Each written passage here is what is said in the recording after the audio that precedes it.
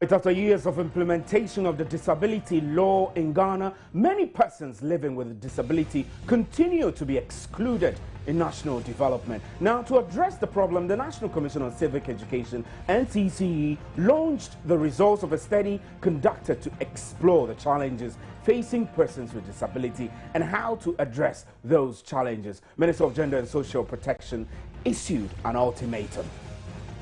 The key thing is that in accordance with the Disability Act, by 2016, all existing public facilities will have to be disability friendly. And the National Council on Persons with Disability under the Ministry of Gender, Children and Social Protection is going to monitor and supervise this process in collaboration with the Town and Country Planning Department of the Ministry of Local Government. And we're asking the local authorities who grant approvals of plans, building permits, to make sure that all building permits are disability compliant. Beyond the rhetoric, what needs to be done to make this possible? What does the Federation of Disabled Persons have to say about the challenges they face? This is today's big story.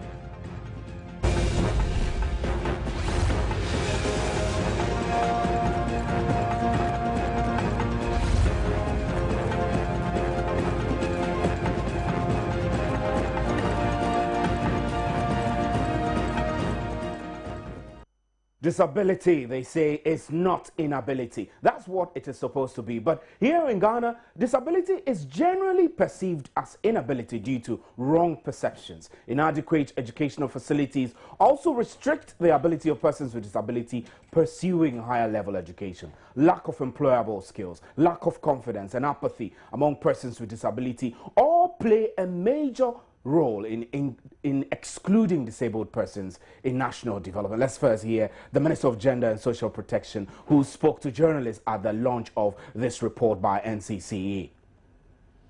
The public transport systems also have to be disability friendly because they are used by persons with disability. So this is also an area where we would have to engage with the Ministry of Transport. We would actually have to, as a ministry and as the National Council on Persons with Disability, engage with all the other sector ministries, especially transport and local government, and then education, because under the NDC government, we are looking at inclusiveness in education, mainstreaming disability in education. So that will also be a relevant sector ministry that will also have to look at access and making the school structures disability friendly. For instance, we're looking at under the new World Bank support, we're looking at the 50 or 200 senior high schools. Construction, the plans would have to be disability friendly. Right, the thrust of this 50 or so pages report is to first unveil the challenges that disabled persons face in Ghana, which leads to their exclusion in national development. This report, the study for this report, was conducted in January 2014 by the NCC. But on the sidelines of the launch of this report are the ultimatums you've heard. The Minister of Gender Social Protection, Minister Nana Oyelitha, is saying by 2016 all public transport should be user-friendly. This is user-friendly to disabled persons, and all public buildings and infrastructure should also be user-friendly. This is rhetoric we've heard several years after the implementation of the Disability Act since 2006 also. On the telephone now, we have Dr. Hayford Benjamin Kwashi, who is Senior Lecturer at the School of Continuing and Distance Education at the University of Ghana. He reviewed the NCC's report today. Good evening, sir. Good evening, Dr. Kwashi. Right, we're being told that Dr. Kwashi is on the line, but he's not hearing me. Dr. Kwashi, if you can hear me, good evening. Right, Dr. Kwashi reviewed this report, which was, like earlier I told you, was conducted by the NCC, titled Towards inclusiveness and effective participation of persons living with disability. The issues that have come forward include the fact that disability people say that people perceive them wrongly in the workplaces, in their placement, and also low illiteracy among disabled persons mean that they are unable to pursue higher education and place themselves in better positions to engage more in national development. We're trying to tease this report a little further. And Dr. Hayford Kwashi, who I said earlier is a senior lecturer at the School of Continuing and Distance Education at the University of Ghana, he reviewed the reports. Good evening, sir. Yeah, good evening. Great. Now, what were the key outcomes of the report you reviewed today? Yeah, the key outcomes generally looked at how the disability factors can be factored into development agenda of this country. And it also looked at the awareness of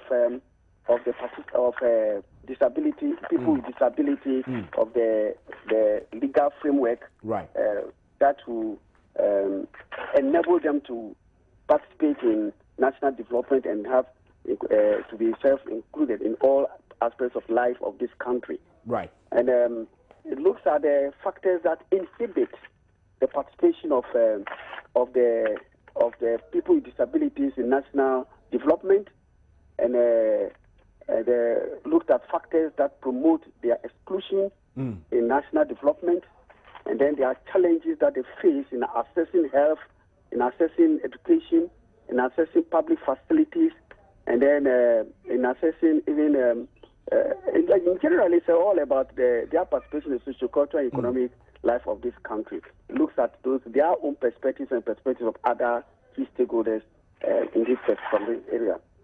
Right. So what do these outcomes tell us mainly? I mean, I do know that you've spelled them out, but looking at the fact that the Disability Act has been in existence since 2006 thereabout or so. Is it not too late that we're now starting scientific survey to collect, one, the challenges that face disabled persons and how to address these challenges and ensure that we can include them more in national development? Is this not coming too late? Yeah, it's never too late it's better too late than never. And it's true. Looking at the way the focus is, that it looks like there hasn't been any deliberate efforts to strategize in a way that will even inform people with disabilities of the existence of the law.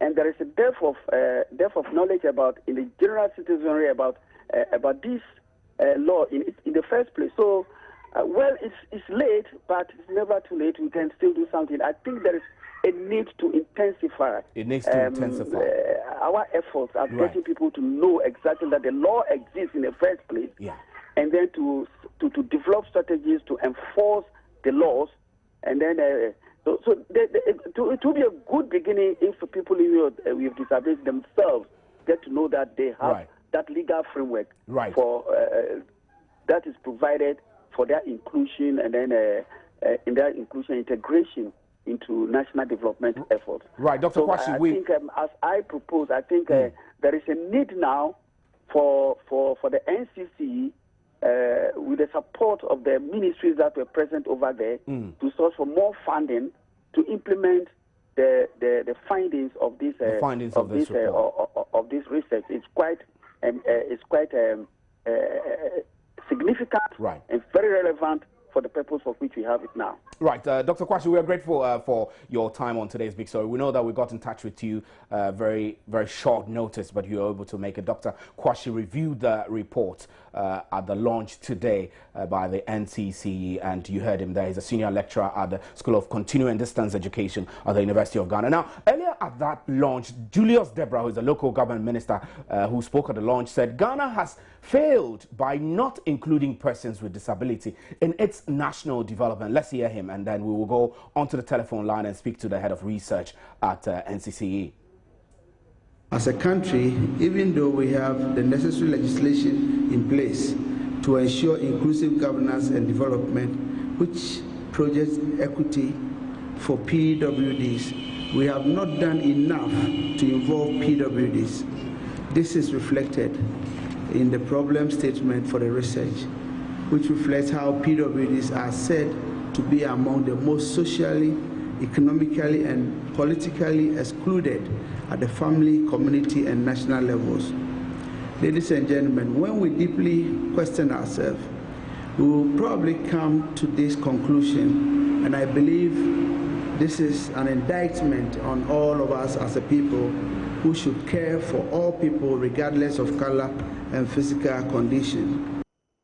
Right, we can now speak to the Director of Research at NCC, Gertrude Zakaria Ali, who joins us now. Good evening, Madam. Good evening, Ma'am. Hello, if you can hear me, Madam Zakaria Ali, good evening. Right, I think she's not hearing us.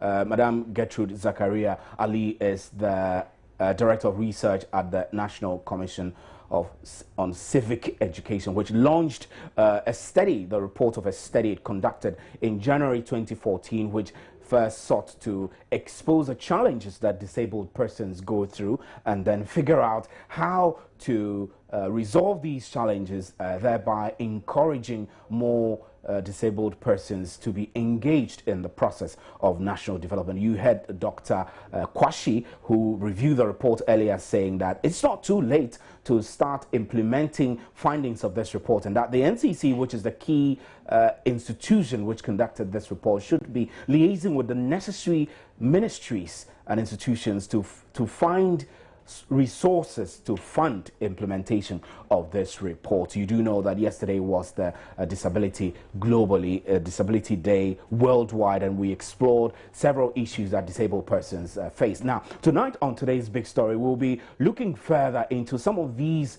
findings that have come out, including the ultimatum that has been set by the Minister of Gender and Social Protection, that by 2016, all public transports and public institutions and offices and structures should be made disability friendly. So if these institutions do not comply, then what? We are joined on the line now by Madam Gertrude Zakaria Ali. Good evening, Madam, and thanks for your time. Good evening, Madam, and thanks for your time. Hello. Right, we think that the telephone line is cranking up, and we'll take a quick break, and when we return, we will bring Madam Zakaria Ali on, and we'll be exploring the issues further. Do stay.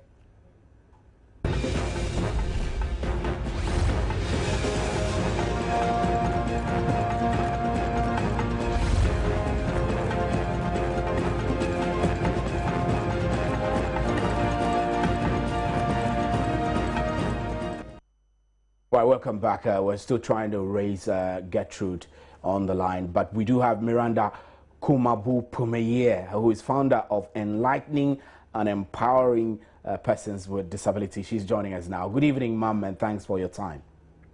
Good evening. I seem to find your NGO's name very long. It's Enlightening and Empowering Persons with Disability, correct? Yes, so right. We always say EEPD Africa. Okay, that's fine. Now, today, the NCC launched a study in which it conducted in January this year to first find out the state of some key rights of persons with disability, find out some of the factors that contribute to their exclusion from national development, and then what it calls gender differentials of disability in Ghana. I know that your group, or the groups you work with who are physically challenged persons, have a lot of challenges, and that a report of this nature, which brings out your challenges, would be good. But beyond just finding out the challenges, what do you think have been lacking in ensuring that issues that face disabled persons are properly addressed? Hello, Miranda. Right, I think we're having some very unfortunate technical challenges there. Miranda was on the line a couple of minutes ago, but we seem to have lost her. If you've just joined us, this is today's big story, and we're discussing the issues of disability. The Minister for Gender and Social Protection, Nana Oyelitha, has issued an ultimatum up to 2016 for which all public buildings should be made user-friendly, and all public institutions should ensure that their buildings are accessible to disabled persons, and also that Miranda, are you there? Hello, Miranda, can you hear me? Right, we will raise Miranda Pomeye back onto the telephone. So, like I'm saying, we're discussing disability issues today, and we're exploring the challenges that have been cited in a report which was launched by the NCC today. Now, this report focused on, one, finding the state of some key rights of disabled persons and the factors that contribute to the exclusion of these disabled persons, and also gender, what the report calls gender differentials. We're exploring the many issues that I've captured, and I'm told that the Ghana Federation for the Disabled are not exactly enthused about the launch of this report because, one, they were not actively involved in the collection of data for the research, and the findings were not made known to them. We're joined on the line by the National Advocacy Officer of the Federation. Good evening, sir, and thanks for your time. Good evening. So we're told that you were not even aware of this study and its launch. Is that accurate? Yes. We are not aware of the research that was carried out. We only heard about it at a meeting when we invited NCC for the National the Disability Network meeting. They already mentioned it. And that they are asking, why is it that they do not involve her? You know, persons with disability belong, I would say majority of them are members of the Ghana Federation of the Disabled. Yeah. And anything concerning them, normally, the first call people make is to the Federation. So we are saying that if they had involved, they would have been in a position to provide credible and relevant information for them to really carry out the research effectively. And then the gentleman said they will line the report, we will be aware. Surprisingly, today I arrived at the office and I saw NCC's logo, and then they were arranging the place. I asked what was happening, and they said they were launching a report, a research report on disability. One lady told me, and I said, but you have not invited us. And she said, oh, maybe I was coming late, I didn't know. I said, I work at the office, at the advocacy officer. If such an invitation has come, they would have directed it to my department. So what? I mean, does this mean really that you have a problem with the... Does this mean that you have a problem with the findings, or it just means that you are not happy that you were not engaged? No. You see, it is about persons with disability, and the Federation is seen nationally and internationally as the voice and face of disability. So we do not even know what is in the report about persons with disabilities. We have not seen the report. We will not be invited to the lunch, so we don't really know what is inside. And we think that it is not the best. Right. That is the way we are thinking. Because if now people will start to call us to ask a question about the report that is in the media, and we will not be able to answer any question. That's right. Now, I know despite that, you will be in a position to tell us some of the challenges that your people face. The key focus of this research was to bring out some of the challenges that disabled persons face, and also to figure out how to resolve those challenges to enable their active participation in national development. So it's a tall research, but I will bring out a couple of the findings that came out. One, it says that wrong perceptions about the capabilities of persons with disability is a factor that contributes to their exclusion in national development. This is something we know already, isn't it? Yeah. So, I mean, did we need research to bring this out whilst we don't have perhaps a concrete plan or strategy to ensure that this does not continue to limit the inclusion of disabled people in national development? Yeah, so that is why we are saying that if we were involved, there was a collaboration, we would have found out that these are not the issue to go researching. The issue issues to be looked at are actually there, and not some of these things which is already in the public domain and known by everybody. You get the point? I do get your point. So that is why already there are weaknesses, as you just mentioned. There can be a weakness in the report, because we should be looking for something concrete rather than what is already in the public domain. And then you are going to research on what is already in the public knowledge. You understand what I mean? Yes. So it will not actually reduce the research. Now, seeing that this is a report by the National Commission on Civic Education, whose name, as the name sounds, really is, their role is more on civic education, educating people about rights, constitutional rights, disabled rights. Don't you think you are being a bit unfair or harsh on the NCC, which is taking an initiative to first find out the problem that is facing disabled people and then subsequently perhaps source funding to implement some of the findings and recommendations that were captured in the report? So we are not accusing that. We are only saying that, I mean, we do not know anything about that research, and we do not have any information about the report that is launched today. But let me give you an example. One joint reporter came back for a copy of the report, the research report that was launched. The first place he called was at the Ghana Federation of the Disabled. You understand what? Yes. With the hope of getting a copy. And we do not have it. You understand? And now, people will be calling us. This is what the media will definitely call us. And anything that is in that report, they will expect us to have some knowledge about it and to see something. We are not saying they don't have a mandate to initiate any research on persons with disability, but it would be better if they collaborate with the Organization of Persons with Disability. Now, NCC has their expertise. Fine. The Organization of Persons with Disability, our expertise is also in disability issues. You understand what I mean? Yes. A collaboration with the two organizations will come out with very salient issues that will really be good for the public consumption. That is what we are saying. Right, so, I mean, on the sidelines of this launch, the Minister for Gender and Social Protection, Nana Oyelitha, who had an interview with us, issued what appears to be an ultimatum that by 2016, all public transport should be disability friendly. Do you not think that this is a bit more like rhetoric than reality, something that can be achieved in a very short time? Public transport.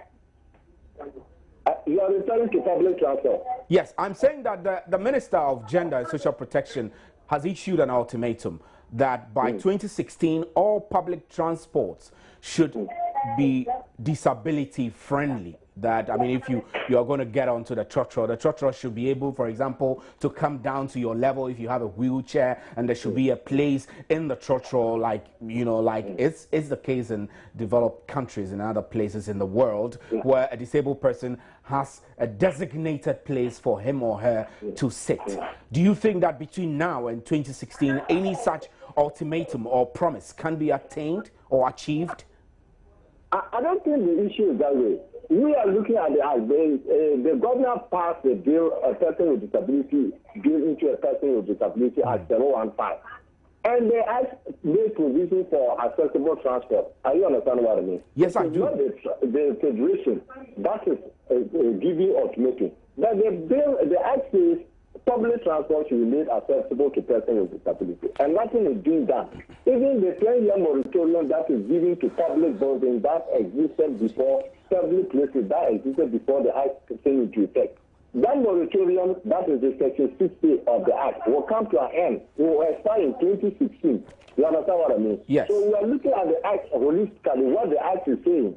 But if government is unwilling to implement the provision of the act, that is a different story altogether. You understand what I mean? Yes, I do. But we are not saying that we have some mandate outside the provision of the act. Right. To coerce anybody to do this. So what you're saying, if I understand you clearly, is that these rhetoric of issuing ultimatums is nothing. If, for example, the law on disability, the law which was passed in 2006, is not fully implemented, you want a full and proper implementation of the law rather than public pronouncements and rhetoric about that. Yeah. Yeah. So if you look at it, you have the act, and you are not implementing it. So what then is the use of the act? Are you following me? Right.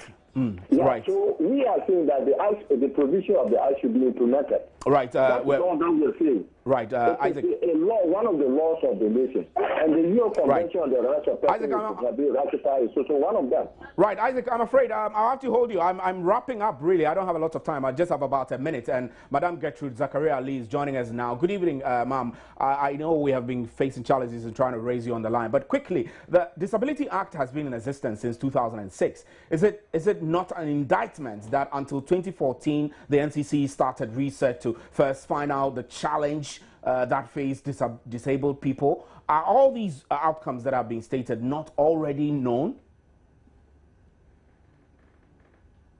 Hello. Right. Hello. Hello, madam. Can you hear me? Yes. Right. I'm saying that I reckon that we should be ashamed that the Disability Act has been in operation, existence since 2006. And until 2014, January, the NCC is starting a study. I can't hear you, please. Right. Can you hear me now? I'm afraid we've been trying to reach. I'm afraid we don't have a lot of time now. We may have to just wrap up the conversation with you. We'll try and reach you again subsequently have a better conversation. We've been having difficulty establishing a clear line to communicate with Madam Gertrude Zakaria Ali. We apologize for the interruption and to your audience for the mishap there. My name is Stephen Enti, and that's where we wrap for today's Big Story. We'll be right back with an interactive segment. Do stay.